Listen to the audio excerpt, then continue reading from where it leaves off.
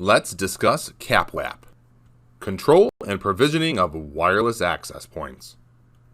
CAPWAP is an IEEE standard protocol that enables a wireless LAN controller to manage multiple access points and wireless local area networks. CAPWAP is responsible for the encapsulation and the forwarding of wireless LAN client traffic between an access point and a wireless LAN controller. CAPWAP is going to establish tunnels on the UDP ports 5246 and 5247. This is with IPv4 and with IPv6. CAPWAP will also provide additional security with the DTLS Encryption, which is Datagram Transport Layer Security. A key component of CAPWAP is the concept of split media access control.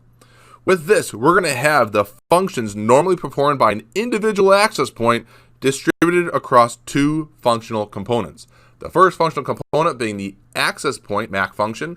That's going to be handling the beacons and probe responses, packet acknowledgements and retransmissions, frame queuing and packet prioritization, and MAC layer data encryption and decryption.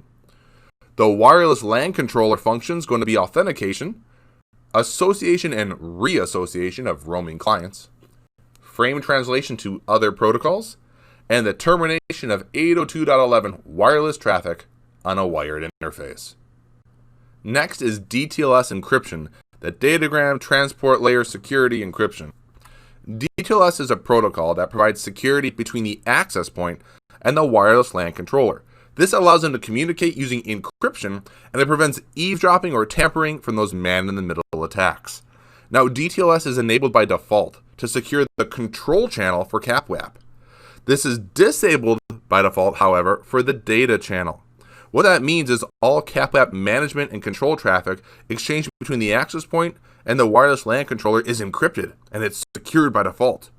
However, data from the clients moving between an access point and the wireless LAN controller is not encrypted by default.